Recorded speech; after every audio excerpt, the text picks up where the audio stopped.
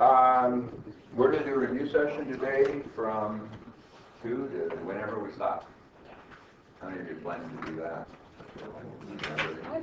And we'll try to record it. Will it be in here? It'll be in here. To record it? Yeah. Just like that? Yeah, just like that. So come for whatever period of time you can. I just seem to end up staying the whole time anyway, because if my intermediate students start showing up, right? They're gluttons for punishment too. Okay, so anyway, we're winding stuff down, aren't we? There's a whole bunch of really difficult stuff left, but it's always like that in life.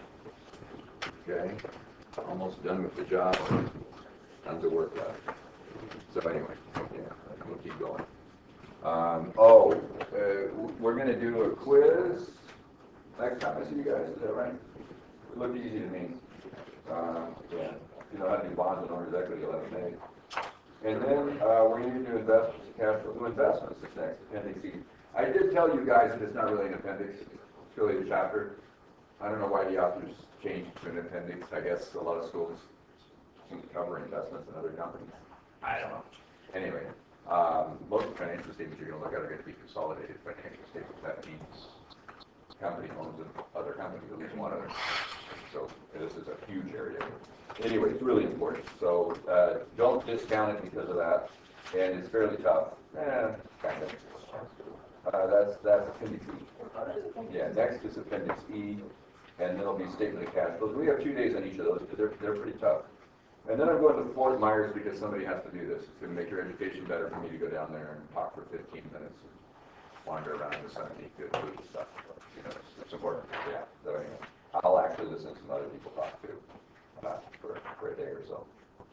So I'm going Wednesday and Friday. Okay.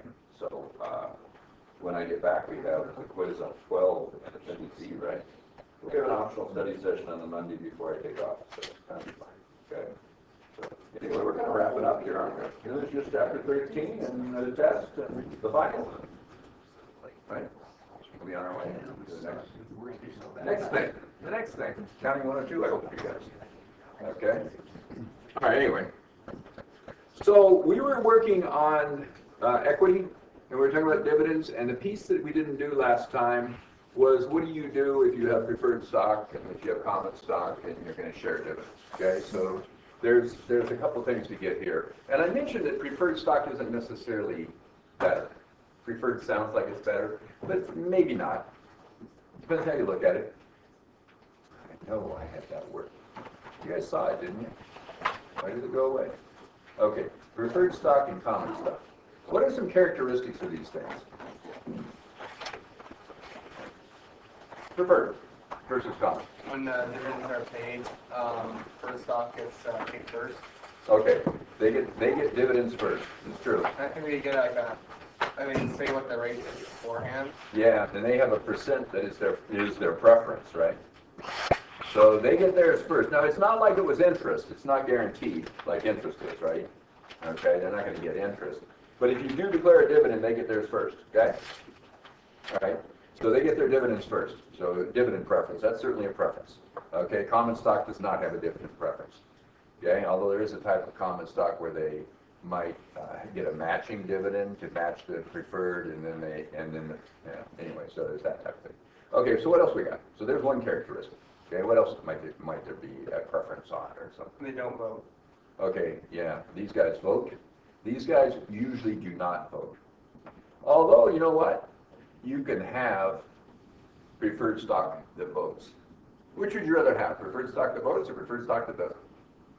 Obviously, you'd rather have a vote, right? Guess what? You pay more for it, right? Because you get some say in what's going on. So it's non-voting or voting. Everybody got the idea? It could be either way, all right? So that's an idea you could go with. No vote or vote, I guess. Think about it that way. All right, what else? Let's read about that. What else could happen? In liquidation, this is a preference. By the way, I think common stock's better because it votes. I think preferred stock's better because they get their dividend first, right? Don't you? I think preferred stock's better because they get a preference in liquidation. You might get 105% or 103% of the face amount of the stock, if you close the company down, and they get theirs first, right? So they get a preference of liquidation. And of course, common shareholders just get whatever's left. But who gets paid if the company goes bankrupt? Who gets paid first? Employees, then the government, then secured creditors, bondholders, that type of thing, right? Mortgage holders, secured creditors, then unsecured creditors, then preferred shareholders, then last, common shareholders. Who's taking the most risk? Common shareholders. Who would have the highest expectation of return? Common shareholders, right? Makes sense? All right. And then there are some other features that you might have. This could be cumulative or not, okay, or non-cumulative. It could also be participating or not, and we'll do these. Non-participating, okay? What do I mean by cumulative? If I don't give a dividend in 1 year, the next year before I give dividends, I have to give the preferred shareholders 2 years of dividends. Oh, if I don't declare any dividends for 10 years, what happens in the 11th year? Preferred shareholders get 11 years of dividends before common shareholders get anything. What would you rather have, cumulative preferred stock or non-cumulative? Cumulative. Guess what? You have to pay more to get it, right? Remember, the common shareholders don't have to issue preferred stock at all if they don't want it, right? They get to vote, right? They can decide if they want to do this or not. Why would they issue preferred stock? Because they would like these shareholders not to have a vote, right? And they also might not get as big a dividends. Because what happens if the company makes a whole lot of money? The preferred shareholders usually only, if they're non-participating, they get what? They don't participate in any earnings beyond just the dividend they get. What if it is participating, you suppose? What would that do? Oh, if there's enough, they get even more. Okay, they get to share. So you know what? You could structure this stuff to be, and common stock is just common stock, right? There's no preference of any kind, right? But sometimes it's better, right? Okay? Certainly having a vote is better, and having, if the company does really, really well, having most of the dividends is better, don't you think? Most of the stock appreciation, therefore. But you could structure this preferred stock to be really close to debt, or more like equity. What if you gave it no vote, right? Cumulative, so if you don't pay the dividend, it accumulates over time. Non-participating. What does that sound like? It's more like debt, isn't it? Debt holders get interest, they don't get to vote. If you don't pay the interest, it accumulates right over time. There's interest on the interest. Okay, what if you wanted to make it more like common stock? Give them a vote, right? Make it non-cumulative and make it participating, right? So you can structure this to be either closer to debt or closer to common stock. Okay? So anyway, preferred stock. Okay, participating is, what happens is after, we'll do an example of this. After the preferred shareholders get their dividend for the current year that they're entitled to, they get that first. If it's cumulative, they get all the prior year's dividends too. If it's non-cumulative, there is no such thing, right? It doesn't accumulate. Okay, well look at that. Okay, so after they get their dividends, right, that they get first, then you'll give a matching dividend to the common shareholders. This is not the chapter, but you know I love to keep this stuff because a little beyond, right? It's just nice, I think, really. Okay, I think it's nice. Anyway, you know, stop it anytime I want. Yeah. Okay. Anyway, so after you give a sort of matching dividend to the common shareholders to match what the preferred shareholders got, right? After that, they'd share based on some predetermined agreement, right? Usually based on a relative par value. It's not relative market value, it's a relative par value. So we'll do an example of that too. So does that kind of answer it? They participate in additional earnings. Would you rather participate in additional earnings or not? Of course you would, so you'd pay more for it, right? So if you wanted to be cumulative, participating, voting, that stock costs more, right? Because you're getting more rights, okay? More money probably down the road. Well, maybe at least, depends how profitable they are. Okay, so let's say that we have a company. Oh, by the way, when you do the journal entries for issuing preferred stock, let's say it's $100 par, and I issue it for $120 a share. Let's issue one share, okay? Make the entry easy. Cash. So I issue one share for $120, did I say? It's $100 par. What would you do? Debit what? Cash. 120. Or land building equivalent, whatever you got, right? And credit? Not common stock, what would you credit? Preferred stock. It's exactly the same deal for the par value. And what would the $20 be? Paid-in capital, and additional paid-in capital on preferred stock, or paid-in capital in excess of par on preferred stock. Either term's fine. Does the author use paid-in capital in excess of par? No. They use the additional, and they, yeah, either one's fine. Okay? All right. So that's the deal, huh? So that's easy. Everybody agree with that? That piece is real easy. So it's just like common stock. Okay? And by the way, you never buy back treasury stock unless you're going to retire. Oh, there was one other one I didn't give you. Okay? There's callable or not. So you could have callable. There's two of them actually. Callable or not. What does callable mean? Common shareholders can buy it back whenever they feel like it. Usually pay a premium to do that, pay a higher price than the par, right? So, callable. You wouldn't want callable if you preferred, you would if you were common, right? Okay, so callable or not is one. And then another one is convertible or not. What do you think convertible is? And if it's convertible, it's more like equity. So that's the one that would make it more like equity. Callable would make it more like debt, wouldn't it? You guys agree with that? Callable more like debt, convertible more like equity. Convertible is what? I can convert my preferred stock into common. So the preferred shareholders have the right to convert it into common. When would they do that? The company does really, really well. They'd rather have their common stock, right? Okay. So maybe you issue preferred stock because they get their dividend first. Right? They like that. And then later the company's doing really well, they'd like to switch over. And if you're trying to convince them to buy it, might you make it convertible? Yeah. I'd rather use common stock, but I'm getting you to buy preferred because you get some preference. Got the idea? Preference and liquidation. So you can structure it any way you want. It's real flexible. Okay, so let's do an example. Let's say a company has issued, let's do this, authorized, issued treasury stock, outstanding. Got the idea? These are shares, aren't they? Okay, so we'll do common stock and preferred stock. Authorized 1 million shares. Got it? Preferred stock authorized 100,000 shares. Issued 200,000 shares. Issued 50,000 shares. Okay. Treasury stock. Now, let's change the number a little bit. I apologize for that. We want to make the math easy, okay? So let's say we did this. 210,000 shares, right? Issued, that's issued. Treasury stock, let's make it be 10,000 shares. There is no treasury stock on the preferred. So how many are outstanding, everybody? If I issue 210 and I bought back 10, how many are out there? 200 shares. Okay, there we go. So I got 200 shares. How many shares are outstanding, of course, of the preferred? 50.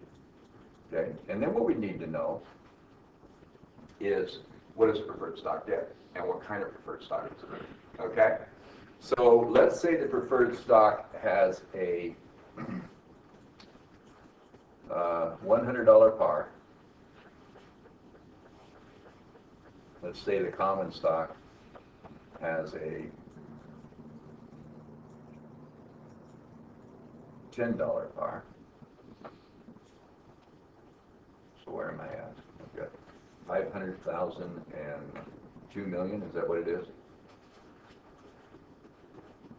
Or is it? What's 50 times 100? Over two places. That's 5 million. Jeez. And this one is only 2 million. I'm going to change it again. I apologize. I'm going to have 50,000 shares. Let's do this.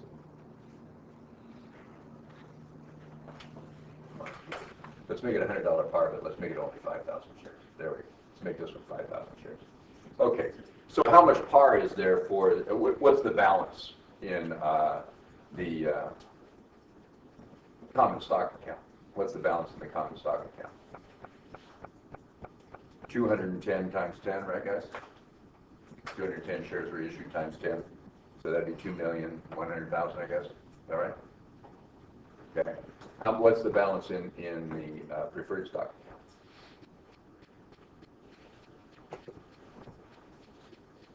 5,000 times 100, how much is that? 500,000, okay? So I've got $500,000 here. And before the treasury stock, what do I have? 2,100,000. But after the treasury stock, what's the par of these two? Just 2 million. So what I've got is 2 million par value. That's at par value, right? 2 million par value for my common stock, 500,000 for my preferred stock. Okay? All right. So, how much is the dividend going to be? Oh, I can tell you what the amount was. Let's make it 5% dividend. Okay, there's that. The 5% dividend. So how much would the dividend be on the preferred stock?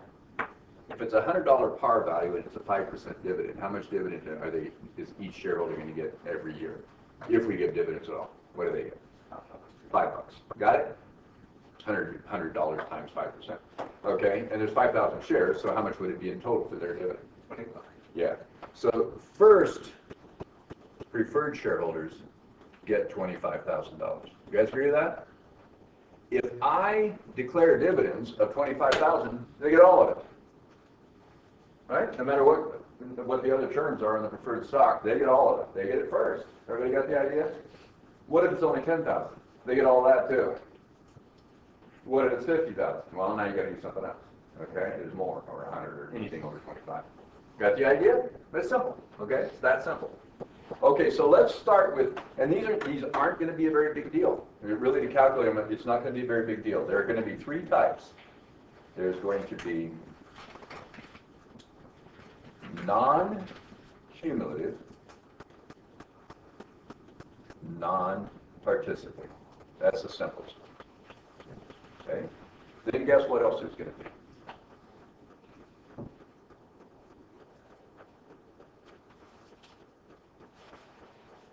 Cumulative, non-participating, right? I just changed one of them. Okay? Then there's going to be another one. Guess what that's going to be?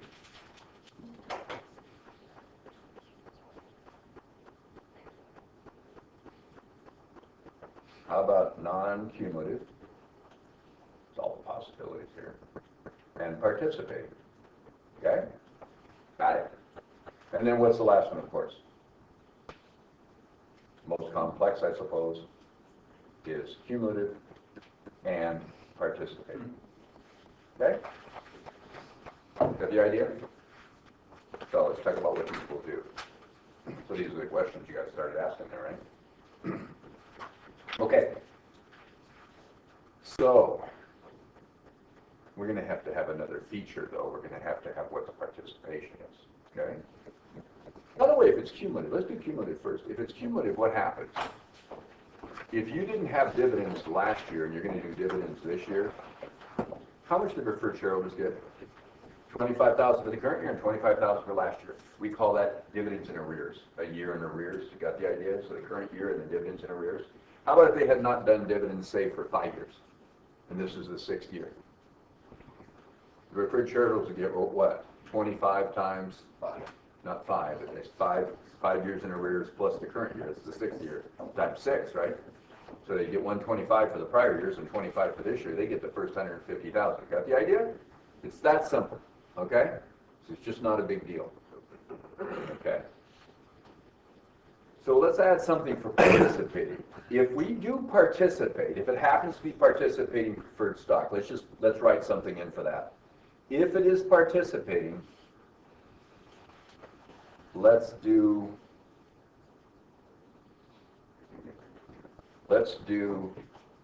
50 cents per share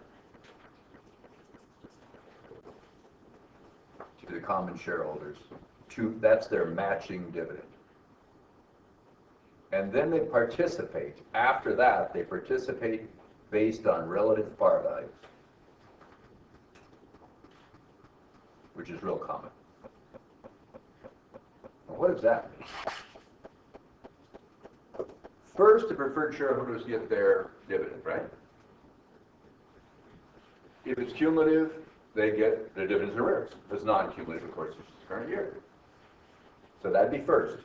Then second, the common shareholders would get their matching dividend, okay? And then third, they would participate, okay? Third would be participate. Let's do an example of that, just to make life a little harder. Participate, okay? Good. All right, so let's start with the easy ones, cumulative non-participating. And let's say that my dividends, let's have a total dividends. Let's say my dividends are going to be $200,000, okay? So let's assume $200,000 to start here. $200,000 dividend. So they declare a dividend, $200,000. What's your journal entry for that? Debit what? Retained earnings. Credit what? Cash. No, I'm not paying it. I'm declaring it. Dividends paid. Dividends paid. That would be on the declaration date. Maybe 10, 15 days later is a record date. I find out who I'm going to pay the dividends to, right? Who owns the stock. Then what do I do on the payment? No journal entry then. What do I do on the payment date? Debit. Dividends payable. Dividends payable, credit, cash. This is simple, isn't it? I'm going to give you points in the quiz. I just wrote the quiz. It's hilarious. This morning, I wrote the quiz. Geez, I just did that. There's nothing to it. It's also in the practice quiz. Okay? It's going to be simple. Okay? There's nothing to this. Okay? This one's a little tougher, right? A little tougher. Not too bad, though. So what do we want to do? Who gets what first? What happens first? This is the key. I'm going to distribute $200,000 to the shareholders, right? That's it. Okay? Who's going to get it? I'm going to figure out, which group gets which checks. And then, of course, they get so much per share, and their number of shares times the amount they get is what we write the check for. Okay? Makes sense? Okay, so what would we do? Who goes first? Preferred shareholders. First is preferred. So what do the preferred shareholders get? They're going to get the first what? $25,000. Okay, this is non-cumulative, non-participating. What if let's say they have not paid dividends for 3 years. So there's I'll either say 3 years in arrears or 3 years including the current year. Got the idea? So if it's 3 years in arrears, it's 3 years in arrears plus the current year. So we're going to give them 4 years. Everybody got the idea? Okay. So, all right. So how's this thing going to work?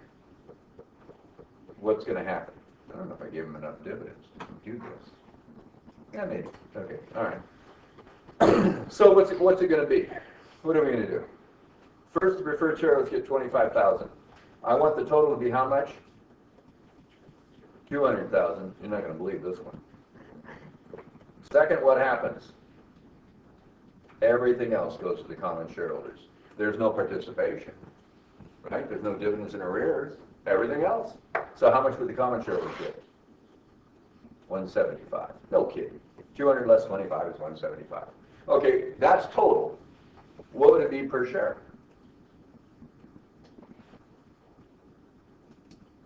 Well, what would you do to get per share, guys?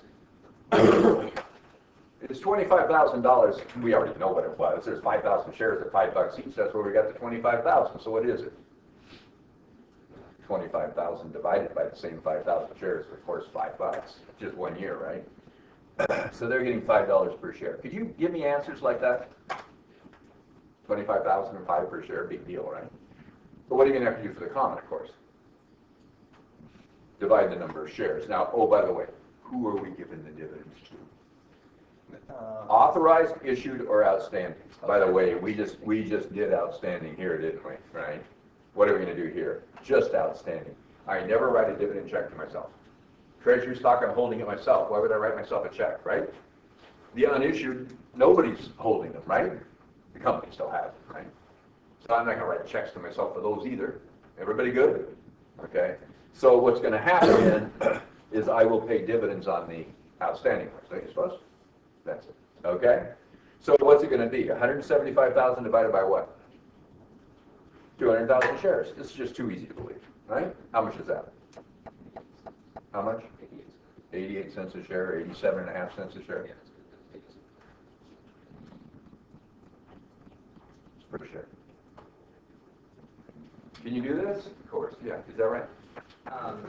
So to get to the $5 per share, you got, I understand how you got the 25,000, but then how did you get to the $5 per share? Oh, just divide 5,000 shares into it.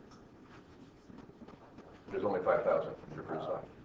How did we get to 25,000 is a better question. We took $5 a share times 5,000 shares. That's how we got it in the first place. So we know it's $5 before we even started though. Okay. Makes sense? Yeah. Where it says 5 divided, is that SL? Per share. Sure. That's an H. Are you kidding? Yeah, that's an H. That's H. Per share. Per share. Per share. Per share. Okay, I confused it by putting it. Yeah, that's an H. Come on. Okay, anyway. It looks like a C sometimes, not gonna lie. Or an L. Now it looks kind of like a Like, K with, yeah, a C and Underneath a the K. common and- stock, yeah. it looks like a C. Well, that is a C on common No, stock. no, no. Like 1 million SC. Oh, yeah. Yeah, you guys, just listen and write it correctly in your notes and you'll be fine. Yeah, okay, good. All right, anyway. You know what, I just should have written nothing down there, it would have been fine. It says per share above it. Are you happier now? Yeah, okay. That would have been far better. Okay, anyway, per share, okay. Anyway, so let's do cumulative participating. What would that look like, guys? What do we have? If our dividend's still $200,000, right? Still the $200,000 dividend. So what do you want to do? Who gets what? First, preferred shareholders get what? These are too easy. 25,000 for each year, but there's 3 years in arrears, so guess what? They're going to get 100, right? 3 years in arrears plus the current year, 4 years, they get the first 100. That's it. What's the total going to be? It's non-participating, so what's the total? 200,000. So guess what? The second is going to be what? Everything else goes to who? Common shareholders. You just give the preferred there and then give common shareholders everything else. It's non-participating. Got the idea? So how much are they going to get? 100,000. What's this going to be per share? That's the total. Let's do per share. It's an H. Okay, anyway, per share. 100,000 divided by what? 5,000 shares. Of course, it's 20 bucks. You're giving them $5 4 times, right? 20 bucks. Everybody stay with me? Let it be common sense. Okay? Don't get hung up on the math. There's no reason to do that. Okay? What's 100,000 divided by what? 200,000 shares, right? It's common stock is 200,000 shares, remember? So 200,000 shares into 100,000 is what? 50 cents per share. Even I can do this. Okay? Then it's going to get a little harder. Okay? Let's try participating. How much are we going to give the preferred shareholders first? So this is going to be first. It's preferred shareholders. Oh, good. Go away.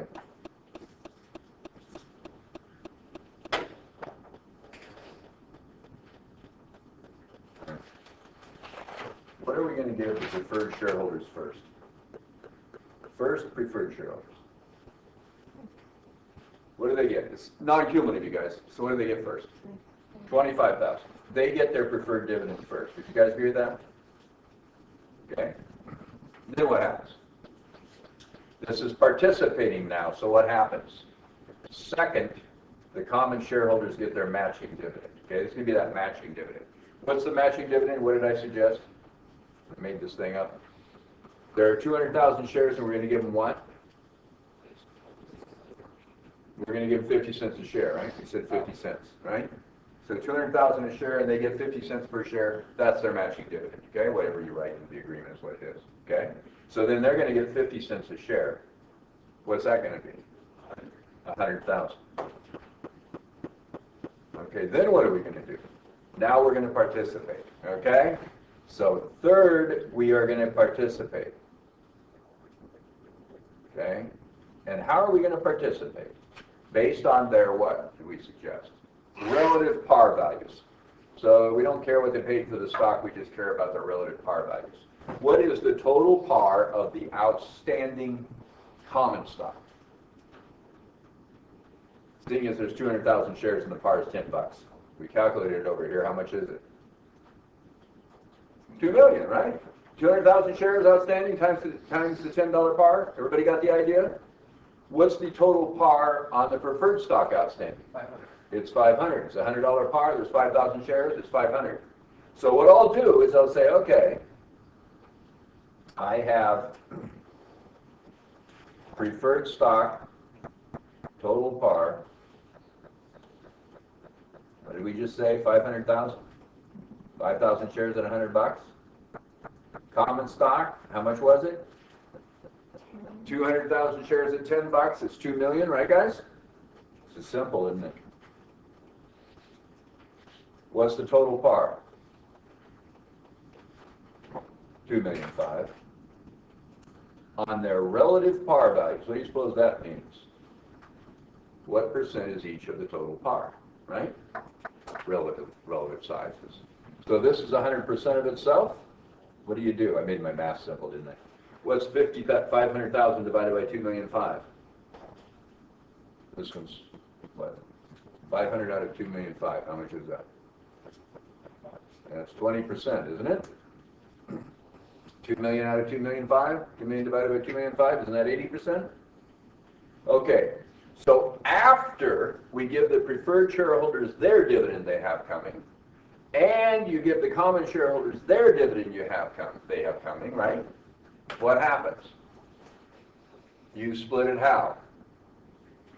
20% preferred, 80% common, right?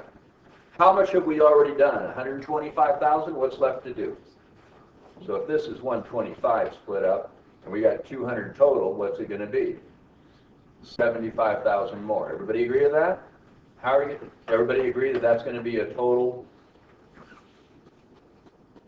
of 200,000? You got to give them the 200,000. Give somebody the 200,000. But you declared, right? So how are you going to split it? 20% of the 75,000 is going to the preferred shareholders. How much is that? 0.75 times 200 is 15,000, right? It sure is. How much are you going to give to the common shareholders? 80% of the 75,000. How much is that? It's 60,000, of course, right? You're splitting it up. Everybody got it? So what do we do? Common get their, first they get their preferred, or I'm sorry, first get their preferred dividend, then they get their participating share. You add the two together, they're going to get what? 40,000? In my little example? How much must it be for the common? Yeah, it's got to be 160. It's the rest. You can check your math that way, can't you? So 100 plus 60 is 160, of course. Easy? Pretty simple, huh? Okay, what is it per share?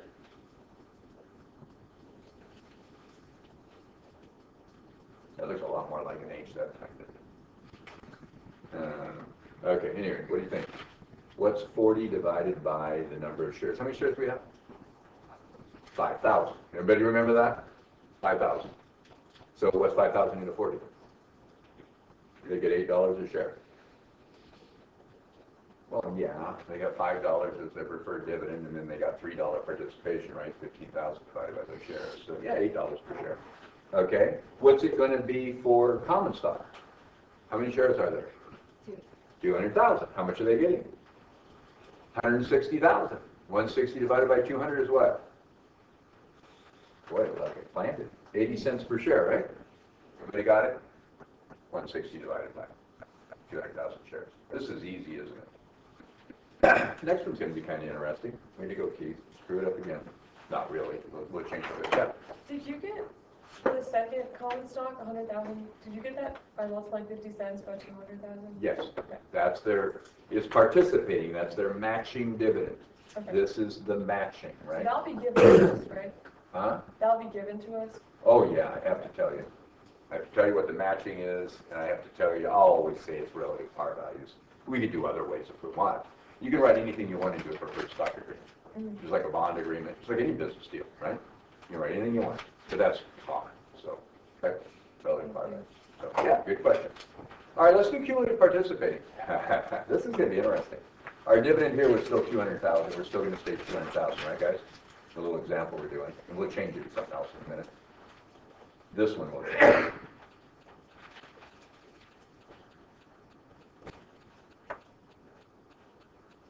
What'll happen? First what? 100,000. Yeah, preferred shareholders get the first what? $100,000 because they have 3 years in arrears, $25,000 a year, right? Plus the current year, okay? And then second, what did we want to give to the common shareholders? We wanted a matching dividend, which is what? 50 cents a share on 200,000 shares, so it's 100,000. Oh, so what would I do now? Stop. That's the whole 200,000. How much do they share on the participation? 0, because there's none left. Big deal. What if I'd only had 160,000? What would you have done? I would have given 100 to the preferred shareholders and 60 to the common shareholders. Wouldn't you guys? How about up here on the non-cumulative participating? What if I had only had, I don't know, let's say I had 115,000 I was going to give as a dividend. Who would get what? If I had 115 on this one, non-cumulative participating. What do the preferred shareholders get first? 25. What do you want to give the common shareholders? 100. How much would I have left if I give 25 to preferred shareholders? It's only 115, did I say total? They don't have enough, huh? What is it, 90? They get 90. Then what happens? Nothing. They're done. By the way, if I don't give the common shareholders their matching dividend, do they get it accumulating like those dividends in arrears? No, there's no such thing. No dividends in arrears for common shareholders. That'd be meaningless. They're getting whatever's left anyway, right? Okay? All right, everybody got the idea? And even back on the first one, what if I only have 15,000 in dividends? What would I do on number A here? Non-cumulative, non-participating. I only have 15,000. Give it all to preferred shareholders. Nothing to common. What would happen the next year? The first 25 goes to the preferred, right? And everything else would go to the common because it's non-cumulative. How about if we had the situation where it's 4 years in arrears like this, and instead of 200, I only have, I don't know, let's say I have 80. If I had 80 here, cumulative non-participating, and I got 100,000 that I want to give them, right? But I've only given them 80. What would happen? I'd give the entire 80 to the preferred shareholders, nothing to common, and what would I do with the other 20, right? I only have 80, I wanted to give them 100. What would happen to the other 20? Goes forward to future years. It's the dividends and arrears are now only 20. Is right? You wanted to give them 100 for the 4 years, didn't you? 3 years in arrears plus the current year. If you only gave them 80, you still have 20. You don't owe it to them. It's not a liability, right? Because it's dividends. There's no liability. You don't record a liability. Dividends only become a liability if you do what? Declare them. If you haven't declared them, there's no liability. That's a nice thing about preferred stock versus debt. On debt, you have a liability, right? You have to actually repay them. On preferred stock, do you ever have to give them their money back? No. Right? Unless it's redeemable preferred stock, there's that too. So yeah, there's all kinds of things you can do, which makes it even more like that, right? They get a demand payment or stuff. Yeah, anyway. Okay. So let's change this last one then, because we didn't have anything to participate with. Let's make it a little fancier. Let's participate this time. Okay, so let's do another one. Let's say the dividend is now $300,000. I'm going to make our math really easy. So I have a $300,000 dividend instead of this one. What would that look like, the $300,000 dividend? What would you do, everybody? What comes first? Preferred shareholders get their what? $25,000 for the current year, $75,000 for dividends and arrears. They get the first 100, right? Then second, what do we do? Matching dividend, right? For the common shareholders. This was the matching, right? Still going to do the matching. It's 50 cents a share on 200,000 shares. That's 100,000, right? So now I have allocated $200,000 of this. How much do I have left to share? 100,000, right? There's going to be another 100,000 because, of course, we want to allocate to the preferred and common shareholders the entire 300,000, don't we? Don't you love this chapter? Even this part's pretty easy. Okay? I added a little twist. So what happens? How do we split it? How do we split it before, you guys? 20% for the preferred shareholders, 80% for the common shareholders, right? It'd still be 20-80, wouldn't it? Based on the relative par values. Okay? Because we have 500,000 preferred stock at par value and 2 million common stock at par value, right? So it's 80-20. Okay? Good. So what I'm going to do is this 100,000, I'm going to do 20% for the preferred shareholders, right? And 80% for the common shareholders. Wouldn't you guys do that? to allocate the 100,000. So I told you I made the math easy, didn't I? 20,000. And what? 80,000. So how much in total do they get? 120, I guess, for a third. And what does the common get? 180. Does that add up to 300? Yeah, always make sure that's the case, right? Adds up to your total. Good? Oh, let's do per shares. What were the per shares back here on this part? That earlier one. I think we did we do per shares on the ones before that? Yeah. Yeah, so what is it? 100,000 is what? That's 20, right? $5 four times, right? 1 in arrears plus, or I'm sorry, 3 in arrears plus the current year, right? So this is $20 per share. Right, these are the totals. Okay, and then what's the other one? 50 cents or what? That's just the matching. Good. All right. What would these other ones be if you had 100,000? 120 divided by 5,000 is how much?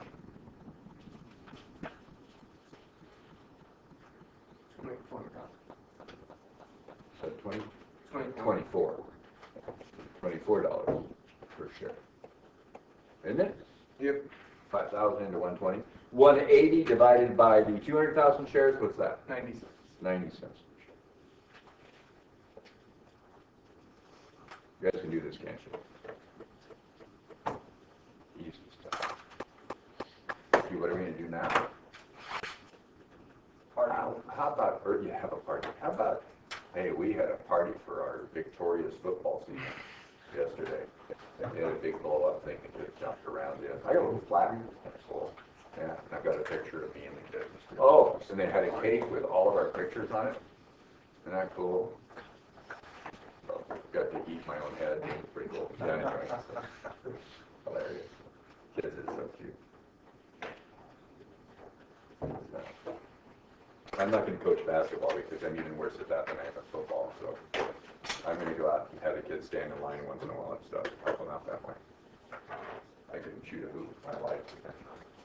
So that's block a shot. My grandson can already take me. Anyway, so you know what I was thinking is maybe we would do this retirement of it's retirement of a bond, isn't it? Retirement of a bond, we can do that. Let's do retirement of a bond real quick. Let's say, can you have a gain or loss on retiring a bond? Yes. Right? You know the carrying value of the bond, you could go out in the market and buy it, couldn't you? And the prices are changing all the time on the bonds. When does the price go down on the bond? When interest rates go up. Oh. When does the price go up on the bond? When interest rates go down. When would you be more likely to retire? It'd be better when interest rates go up. But only if you don't borrow money to retire it. Now here's what people do. I'm not kidding. They'll go borrow money at a higher interest rate to retire a bond that has a lower interest rate because it gives them a gain on their income statement. You gotta watch for that one. That's phony, right? It's not real. How happy would you be if you own stock in a company and they borrowed money at a higher interest rate to pay off a bond to make it look like the company is more profitable than it really is? I'm angry. Right? I'm angry. Not a good strategy. Don't do that. Don't do that. But it's how it works out. How about if I had this? Let's say I have a bond payable. I can buy my bonds whenever I want, right? That's all retiring it is. Let's make it a simple one. It's 100,000, right? And I have an unamortized discount on the bonds payable, right? I've held them for a while, right? They've been out there for a while. But let's say I have $5,000 in unamortized discount. What's the carrying value of this bond? 95. What if you pay more than 95 to retire it? Yeah, but we don't call it a premium. We call it a loss on retirement. Oh, right? And it just has to do with what happened to the interest rates, right? What if I pay less than 95 for it? I have a gain. But when will it be worth less than the 95 probably? When interest rates have gone up, right? But if I have cash, could I pay it and take the gain? Sure, it's a real gain. Get rid of it, right? Okay, all right. So let's say I go out, let's buy it for $95,000 first. Retire it for $95,000. Cash, $95,000. And then what we'll do is we'll have cash of, so that's A. B would be cash I don't know, let's make it 101,000, wow, okay? Or let's do C, cash of 92,000. Good enough. Give me the journal entries for those three. It's real simple. Get rid of the bond, record the cash. I am retiring it, which means I am paying it off, right?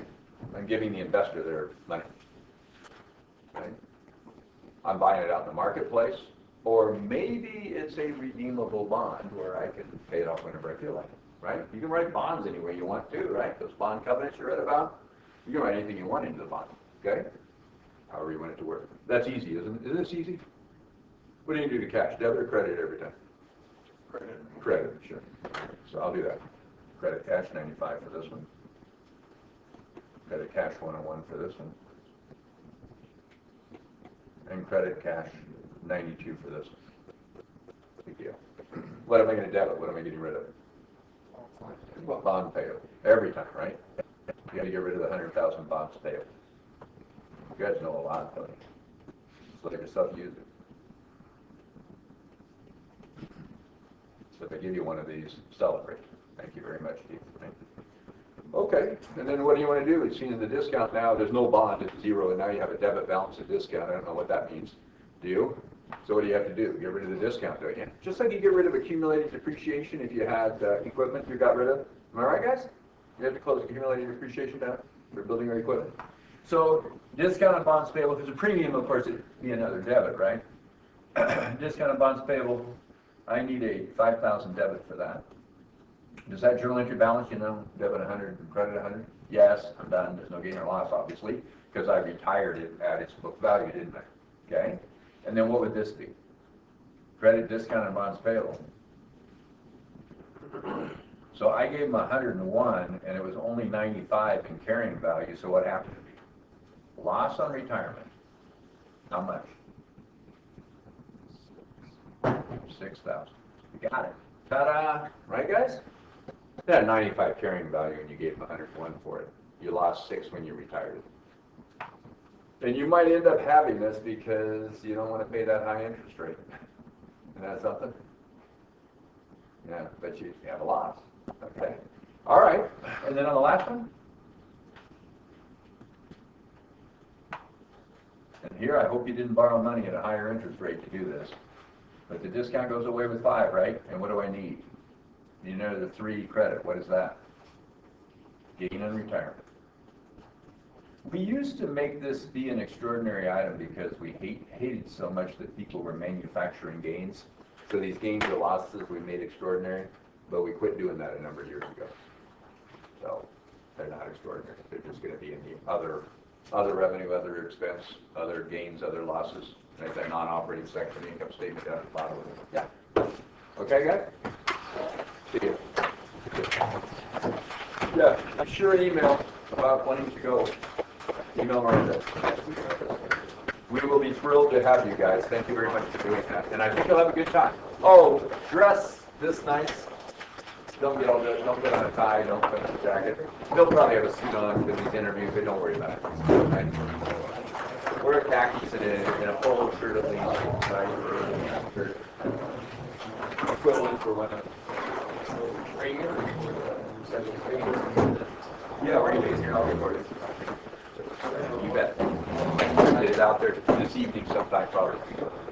I won't go home until after I have dinner.